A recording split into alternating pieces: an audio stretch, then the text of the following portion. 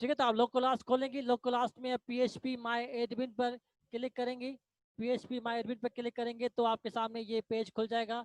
तो इस पेज में आपने सिंपली क्या करना है कि यहाँ पर आप जाएंगे डेटाबेस में, तो डेटाबेस में सिर्फ आप क्रिएट डेटाबेस बनाएंगे। तो यहाँ पर मैंने एलाई लीजास के नाम से एक डेटाबेस बना ली। ठीक है, डेटाबेस बनाने के बाद आपने क्या करना है कि लिखेंगे लोकलास्ट, लोकलास्ट लिखने के बाद स्लेश, और स्लेश लिखने के बाद जो डेटाबेस आपने बनाई है, जो फोल्डर आपने रीनेम किया था इसका स्लिम्स का, LISAS, मैंने लीजास के नाम से इसको रीनेम किया था और लीजास के नाम से ही डेटाबेस बनाई थी। तो आप लोकलास्ट स्लेश LISAS लिखकर इंटर करेंगे तो ये आपके पास स्लिम्स की इंस्टॉलेशन स्टार्ट हो जाएगी। क्लियर बेटा?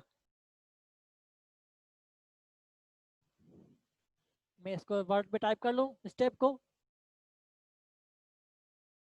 कि स्टेप नंबर 7 था कि database with the same name yes you assign for the slim folder. जो स्लिम फोल्डर को आपने नाम दिया था वही उसी नाम से आप जो है एक डेटाबेस बनाएंगे। कि किस तरीके से क्रिएट डेटाबेस में क्लिक करेंगे और यूज, उसके बाद नेक्स्ट स्टेप नंबर 8,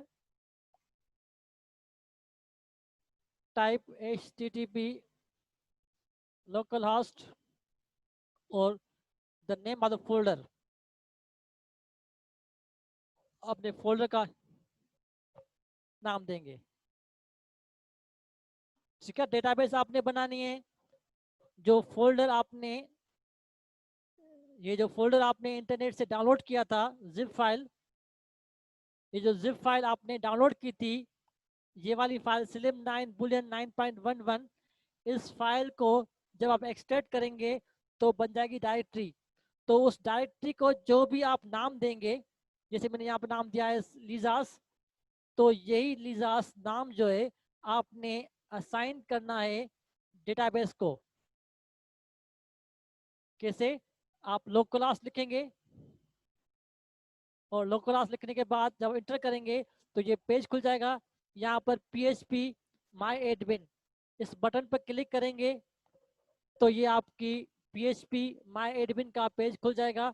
यहाँ पर डेटाबेस रहे, इस डेटाबेस पर क्लिक करके क्रिएट डेटाबेस में यहाँ पर आप सिर्फ वो टाइप करेंगे नाम, जो नाम आपने उस फोल्डर को असाइन किया हुआ है। जैसे मैंने यहाँ पे लीजा नाम दिया था, तो लीजा के नाम से डेटाबेस बन जाएगी ये खाली। तो उस डेटाबेस के बाद आपने क्या करना है कि लोकल होस्ट में लिखेंगे LISAS, तो ये आपके सामने ये पेज खुल जाएगा। अब इस पेज में आप you will start to install slims. आप गेट स्टार्ट पर क्लिक करेंगे। जब क्लिक करेंगे तो आपके सामने ये सिस्टम रिक्वायरमेंट्स चेक करेगा कि आपके पास PHP ये वाला है, डेटाबेस ये वाली है, ये सारे इंस्टॉल्ड हैं। फिर आप उसके बाद नेक्स्ट पर क्लिक करेंगे। तो नेक्स्ट पर क्लिक करेंगे तो आपके पास दो ऑप्शन आएंगे कि आपने स्लिम्स को अपग्रेड करना है। अगर आपने पहले से इंस्टॉल किया हुआ है तो उसको अपग्रेड करेंगे। अगर आप बिल्कुल नया इंस्टॉल कर रहे हैं तो इंस्टॉल स्लिम न्यू। ठीक है, तो इस पे इंस्टॉल स्लिम पर क्लिक करेंगे। क्लिक करने के बाद ये आपसे पूछेगा कि आपकी डेटाबेस के बारे में इंफॉर्मेशन, कि now you are currently running on local host. जी हाँ बेटा, XAMPP और स्लिम दो अलग अलग सॉफ्टवेयर हैं। ये आपको अलग अलग डाउनलोड करने हैं इंटरनेट से। पहले आप XAMPP डाउनलोड करेंगी, उसके बाद आप स्लिम्स डाउनलोड करेंगे इंटरनेट से। ये आपके पास दो फाइलें आएंगी, फिर दो फाइल आपको रन करनी है। ठीक है, डेटाबेस आपकी लोकल होस्ट ही होगी। डेटाबेस का नाम जो अभी आपने रखा था वो आप जान देंगे, SISAS, ये नाम दिया था मैंने डेटाबेस का। ठीक है, डेटाबेस नेम इज लीजास, जो आपने डायरेक्टरी का नाम रखा था। और डेटाबेस का यूजर नेम, अभी हमने कोई यूजर नहीं बनाया, तो बाय डिफॉल्ट यूजर जो होता है उसका नाम होता है रूट, ROOT। ठीक है, डेटाबेस का यूजर जो है बाय डिफॉल्ट इसका रूट होता है, तो आप यहाँ पर रूट लिखेंगे। तो ये सारी इंफॉर्मेशन आप इस तरीके से फिलअप करेंगे। ठीक है, मैं इसको कॉपी करके यहाँ पर स्टेप 9 में पेस्ट करता हूँ।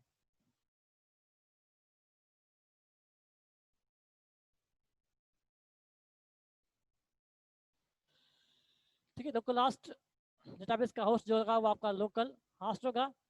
नेम जो आपकी होगी, जो मैंने नाम दिया वो लिजास नाम दिया।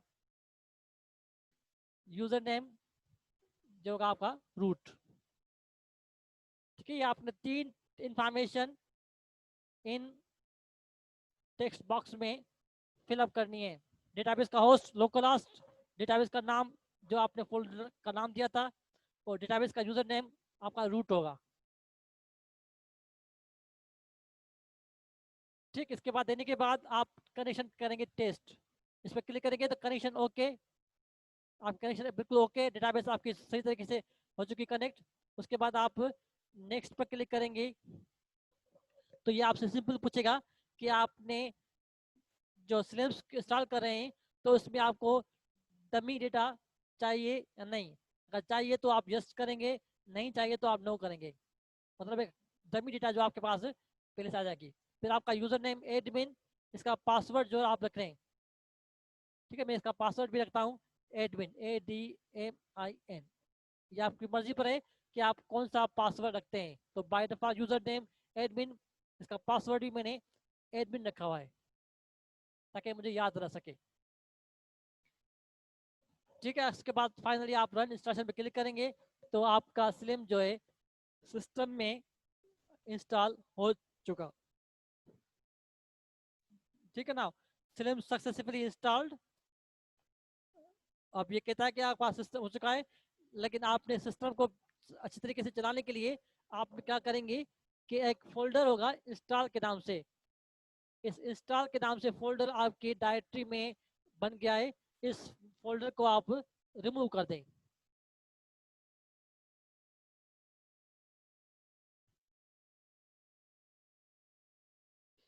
ठीक है, तो ये इंस्टॉल के नाम से एक फुल डायरेक्टरी बन चुकी है आपके उसके अंदर। तो आप ये सी ड्राइव में एक्सएमपी में एच टी डॉक्स के फोल्डर के अंदर, ये हमारा एच टी डॉक्यूमेंट्स का फोल्डर, यहाँ पर जो लीजास की जो मैंने बनाई थी डायरेक्टरी, इस लीजास के फोल्डर में एक इंस्टॉल के नाम से। ठीक है, अब कहता है कि इस फोल्डर को आप यहाँ से रिमूव कर दें क्योंकि इसका अभी कोई काम नहीं। अब आपने क्या करना है कि इस फोल्डर को यहाँ से डिलीट करना है। आप डिलीट कर दें या इसको रीनेम कर दें। तो इस स्टेप में आपने इस इंस्टॉल के फोल्डर को यहाँ से इस तरीके से करना है डिलीट। तो ये फोल्डर मैंने यहाँ से इसको डिलीट कर दिया। तो ये आपका स्लिम जो है अब गो टू माई स्लिम, इस पर क्लिक करेंगे तो ये आपके कंप्यूटर्स पर इंस्टॉल हो चुका। अब आप इस पर काम कर सकते हैं। आप देखते हैं कि सब पूछ रही है, साथी पूछे एक्स। हाँ, तो बता दिया सर, आपने जो डेटाबेस बनाया है हुआ है स्लिम का नेम से, वो ओपन करके दिखाएं कि वो बनाया के बाद होगी कैसे। ठीक है, जब मैंने फोल्डर बनाया XMP के अंदर, एच टी डॉक्यूमेंट्स के अंदर, ये आपका डायरेक्टरी जो बनाई थी स्लिम्स की, इसके अंदर सारी इंस्टॉलेशन की फाइलें जो है ऑटोमेटिकली कॉपी हो गई जब मैंने प्रोसीजर को चलाया। ठीक है ना, इसको रीनेम करना है। अगर आप चाहते हैं कि आपने जो जिप फाइल बनाई थी, कि जो आपने जिप फाइल जो है इंटरनेट से कॉपी की, आप इंटरनेट से जब डाउनलोड करेंगे तो आपके पास ये 2 फाइल आएंगी। एक ये फाइल आएगी और एक इनमें से कोई एक फाइल आएगी। अगर आप 32 बिट्स की है तो ये, 64 बिट्स का है तो ये। ठीक है, तो ये आपके मैं तीनों फाइलें जो है मैं आपको शेयर कर दूंगा ईमेल के जरिए या किसी के जरिए। तो आपको डाउनलोड करने की जरूरत नहीं पड़ेगी, आप ईमेल के जरिए भी ले सकते हैं।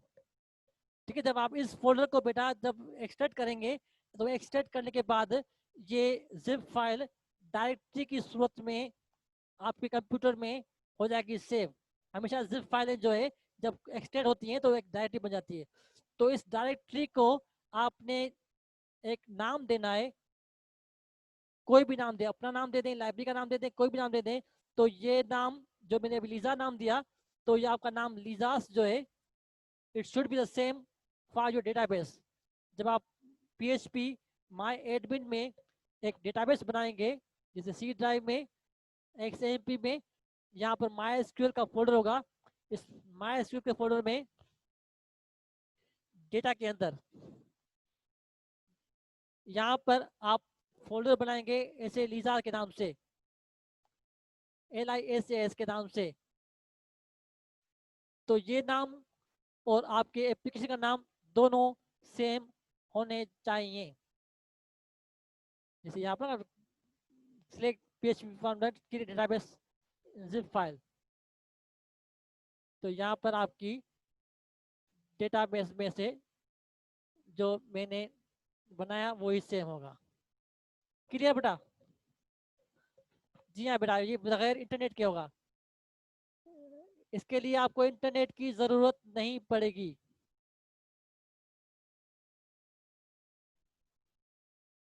इसके लिए आपको इंटरनेट, लेकिन you must start Apache and MySQL।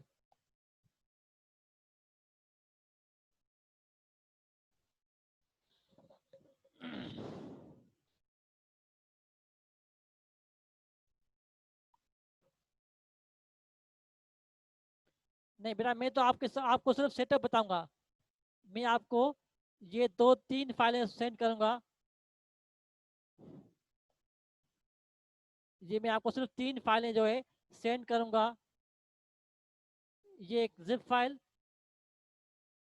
ये 2। आपने इनको एक्सट्रैक्ट करना है। इसको आप रन करेंगी, इसको आप एक्सट्रैक्ट करेंगी, डायरेक्टरी बन जाएगी। तो आपको सिर्फ कॉपी करके और पेस्ट करना है। ठीक है, तो आप रिकॉर्डिंग देख लेना मेरी, तो रिकॉर्डिंग में आपको सब चीज़ें नजर आ जाएंगी। ठीक है, इसके बाद देने के बाद आप इंस्टॉलेशन आपकी हो जाएगी फिनिश। आप जब लिखेंगे लोकलहोस्ट अपने वेब ब्राउजर पर, लोकलहोस्ट और /LISAS जो मैंने नाम दिया था, तो आपका ये स्लिम जो है इसका ओपेक का पेज आपके सामने आ जाएगा। ठीक है, अब इस पे काम करने के लिए आप यहाँ पर ऊपर कंट्रोलर्स लगे हुए हैं। इन कंट्रोलर्स पे आप क्लिक करें इंफॉर्मेशन पर। तो क्लिक करेंगे इंफॉर्मेशन पर, तो ये आपको बताएगा कि आपकी लाइब्रेरी के बारे में इंफॉर्मेशन जो होगी वो यहाँ रखी जाएगी। तो इसका आपने एडमिनिस्ट्रेटर या लॉगिन का पेज खोलना है। तो अपने वेब ब्राउजर्स पर जहाँ पर लिखा हुआ है लाइब्रेरी इन्फो, तो इस लाइब्रेरी इन्फो को आप चेंज करके लिखें LOGIN, लॉगिन। ठीक है, इसके लाइब्रेरी का इंटरफेस खोलने के लिए आप क्लिक करेंगी इंफॉर्मेशन पर। यहाँ पर इंफॉर्मेशन पर क्लिक करेंगे तो आपके URL पर आखिर में लिखा होगा लाइब्रेरी इन्फो। तो इस लाइब्रेरी इन्फो को आप रीनेम करें LOGIN में, लॉगिन पे लिखकर इंटर करेंगे तो आपके सामने ये लाइब्रेरी ऑटोमेशन का लॉगिन का पेज खुल जाएगा। तो यहाँ पर आप यूजर नेम दें वही एडमिन, पासवर्ड दें ADMIN जो मैंने असाइन किया था इंस्टॉलेशन के दौरान। ठीक है, एडमिन एडमिन देने के बाद आप लॉगिन पर क्लिक करेंगी तो ये आपके पास स्लिम्स जो है का लाइब्रेरी का इंटरफेस ओपन हो जाएगा। अब इस सॉफ्टवेयर को आप यहाँ से मैनेज कर सकते हैं और सॉफ्टवेयर को आप यहाँ से रन कर सकते हैं। ठीक है, मैंने इसके अंदर कुछ डमी डेटा इंस्टॉलेशन के दौरान कॉपी की थी। जब आप इसकी यहाँ पर home page, bibliography, circulation, membership, master file, stock taking, system reporting, ये सारे इसके मेन मॉड्यूल्स हैं। तो जितने भी लाइब्रेरी के अंदर एक्टिविटी होती है वो सारी आप यहाँ से मैनेज कर सकते हैं। जैसे आपने किताब की एंट्री करनी है तो आप जाएंगे बिब्लियोग्राफी के अंदर, बिब्लियोग्राफी पे क्लिक करेंगे तो बिब्लियोग्राफी के अंदर आपके पास ये डिफरेंट किस्म के फंक्शंस हैं, क्योंकि ये डेटा जो मैंने इंस्टॉलेशन की थी ये डेटा डमी ऑटोमेटिकली इसके अंदर आ गई। ये कुछ किताबें जो है पहले से ही इस सिस्टम में जो है वो आ गई, क्योंकि मैंने वहाँ पर सिलेक्ट किया था कि I need a dummy data. तो बिब्लियोग्राफी पर क्लिक करेंगे तो यहाँ पर बिब्लियोग्राफी के ऑप्शन हैं कि ऐड न्यू बिब्लियोग्राफी, कि नई किताब ऐड करनी है आपने तो इस पर क्लिक करेंगे। इस किताब की बिब्लियोग्राफी के अंदर आइटम्स ऐड करने हैं तो आप आइटम्स के अंदर आइटम की लिस्ट देखनी है। चेकआउट आइटम्स देखने के कौन कौन सी किताबें जो है वो इशू हो चुकी हैं। कॉपी कैटलॉगिंग का फंक्शन है कि आपने Z39.50 से किताबें सर्च करनी है तो आप यहाँ से, इसके अंदर डिफरेंट टूल्स हैं, लेबल प्रिंट करने, बारकोड प्रिंट करने, रिकॉर्ड मार्क की एक्सपोर्ट करनी है, मार्क की रिकॉर्ड इंपोर्ट करनी है, कैटलॉग प्रिंट करना है, डेटा एक्सपोर्ट करना है। तो ये डिफरेंट किस्म के फंक्शन आ सकते हैं। नहीं बेटा, डमी डेटा का मतलब होता है कि इंस्टॉलेशन में उसने मुझसे पूछा क्या था कि आपको डमी डेटा चाहिए या नहीं। तो डमी मतलब है कि एक आरजी डेटा उन्होंने सिस्टम में डाल दिए। अब मेरी मर्जी है कि उसको मैं रखूं या मेरी मर्जी है इसको मैं रिमूव कर दूं। ठीक है, जैसे आपने किताब की एक नई एंट्री करनी है अब सिस्टम में, तो नई एंट्री करने के लिए आप बिब्लियोग्राफी पे क्लिक करेंगे। क्लिक करने के बाद एड न्यू बिब्लियोग्राफी, इस पर क्लिक करेंगे तो आपके पास ये सारी किताब की इंफॉर्मेशन ओपन हो जाएगी। अब यहाँ से आप किताब के बारे में इंफॉर्मेशन देना शुरू करेंगे कि किताब का टाइटल आपने लिखना है तो you will write title here. जैसे किताब है इंट्रोडक्शन टू इंफॉर्मेशन साइंस, तो ये किताब आपके सामने। ठीक है, इसके बाद किताब का आथर आपने लिखना है तो आथर के लिए आप लिखेंगे 8 आथर। आप इस पर क्लिक करेंगे तो आथर का नेम, ठीक है, नाम दिया Bhatti Arif Ali, this is a personal name. ठीक है, this is first primary author. तो नाम देने के बाद आप लिखेंगे इंसर्ट टू द बिब्लियोग्राफी, इस पर क्लिक करेंगे तो आथर का नाम जो है आपका यहाँ पर आ गया, Bhatti Arif Ali. Statement of responsibility आप लिखेंगे यहाँ पर।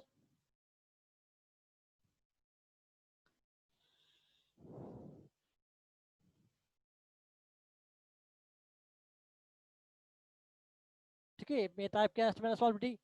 इसकी अगर एडिशन है तो एडिशन, तो वो थर्ड एडिशन।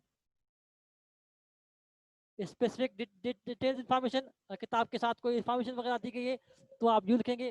अगर मोर देन 2 ऑथर्स हैं तो बेटा अगर 2 ऑथर्स वगैरह हैं तो 8 ऑथर, तो दूसरा ऑथर ये मेमन। ठीक है, रोशन अली, इंसर्ट द बिब्लियोग्राफी। ठीक है, दोनों ऑथर्स आपके आ गए तो फिर आप रोशन लिखेंगे।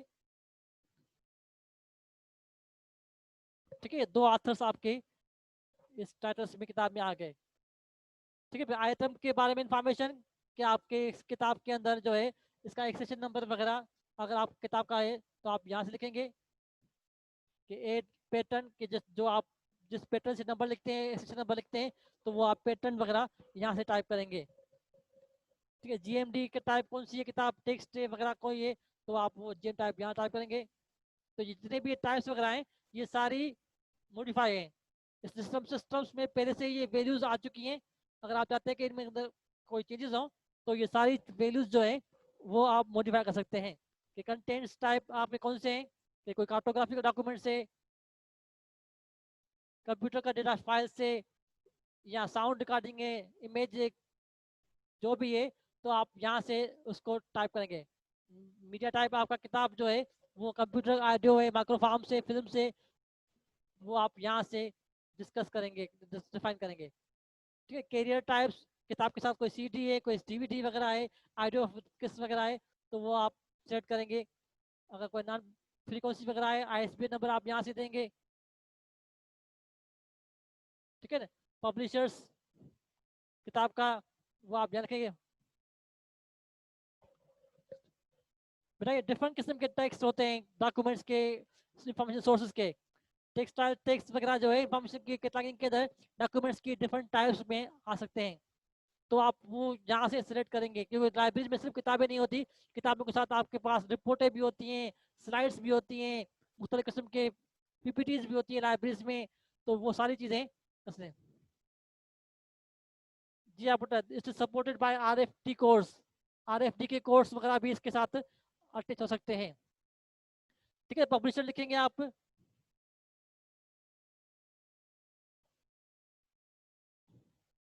पब्लिशिंग ईयर, प्लेस, ऐसे coalition, title, classification, number, sorry classification numbers, तो क्लासिफिकेशन आपने डीडीसी कार्ड नंबर इसका, अगर सब्जेक्ट का है सब्जेक्ट ऐड करेंगे,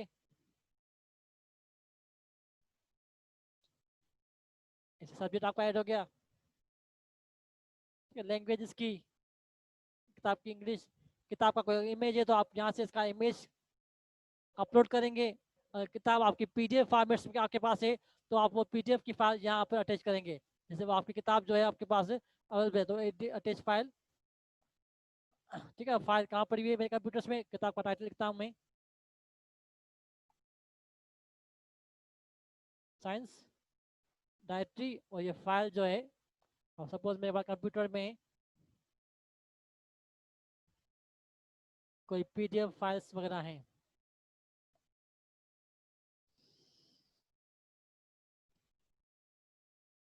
नहीं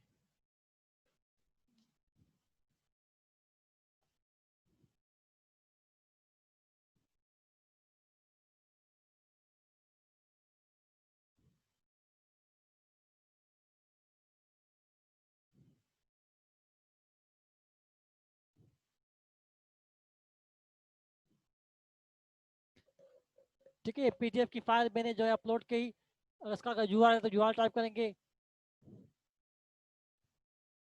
अब इसके अंदर file type should be 2 MB, 2 MB से ज़्यादा फाइल जो है ये सपोर्ट नहीं करता। मेरा इमेज, अगर किताब की आपके पास कोई इमेज है तो आप इमेज यहाँ से इंसर्ट कर सकते हैं। कैसे करेंगे, तो आप पहले से इमेज की फाइल जो है, अब सपोज मैं यहाँ से इमेज की फाइल ले रहा हूँ एक,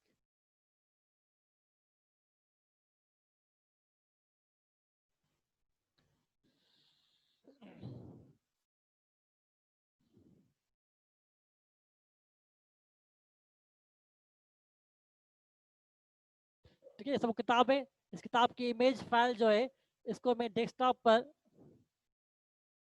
सेव कर रहा हूँ। ये इमेज फाइल मैंने डेस्कटॉप पर सेव कर ली। अब इस इमेज फाइल को जो है आपने अटैच करना है तो आप यहाँ से ब्राउज, ब्राउज करने के बाद ये जो डेस्कटॉप पर मैंने अपने कंप्यूटर्स में ये लाइब्रेरी फाइल अटैच की थी, तो ये फाइल जो है आपकी किताब की आ जाएगी। ठीक है, सारी ऐड करने के बाद आप इसको सेव करेंगे। ठीक है, यू आर गोइंग टू इसमें, तो अगर आप इसकी लिस्ट देखेंगे किताबों की तो उसमें आपकी ये किताब जो है, जो अभी मैंने सेव की थी, ये आपके सामने आ गई।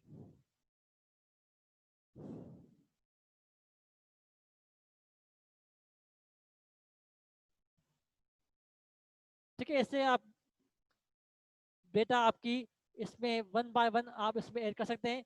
अगर आपके पास कोई मार्क फाइल पड़ी हुई है तो वो मार्क फाइल भी इसके अंदर यहाँ से आप इंपोर्ट कर सकते हैं।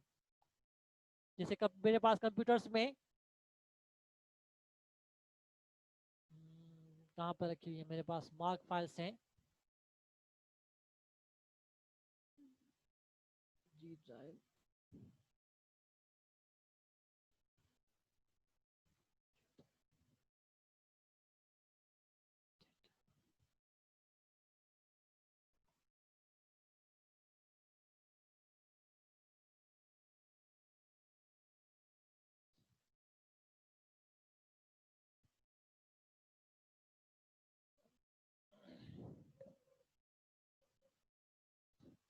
ठीक है। मेरे पास कंप्यूटर्स में ये डेटा पड़ी हुई है, ये मेरे पास एक MRC फाइल जो है ये रखी हुई है। अगर इस MRC फाइल को आपने इस सिस्टम में करना है अपलोड, तो अपलोड करने के लिए आप सिंपली बिब्लियोग्राफी में जाएंगे, बिब्लियोग्राफी में इंपोर्ट मार्क रिकॉर्ड पे क्लिक करेंगे। उसके बाद आपने यहाँ से फाइल टू इंपोर्ट ब्राउज करेंगी, ब्राउज करने के बाद जो फाइल का पाथ है वो आप आइडेंटिफाई करेंगे। मेरे पास F ड्राइव में,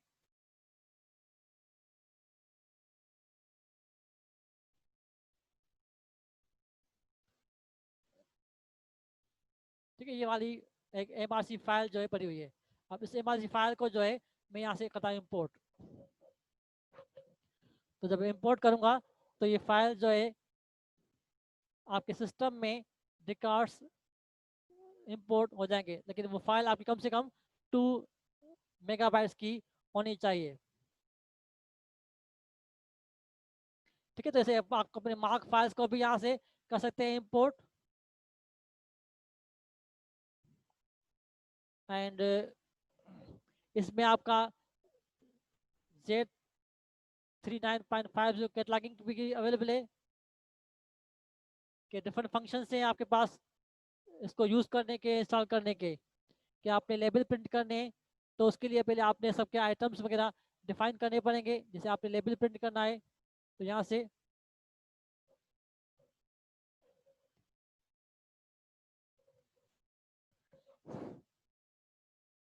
ठीक है बेटा, इसके फर्दर फंक्शंस जो है हम नेक्स्ट क्लास में डिस्कस करेंगे कि किस तरीके से आप सिस्टम पर काम करेंगे। तो हम कोशिश करेंगे नेक्स्ट वीक तक जो है अपने कंप्यूटर्स पर इसको आप इंस्टॉल कर लें, ताकि फर्दर मैं आपको इसके बारे में एक्सप्लेन कर सकूं। ठीक है, बात क्लियर?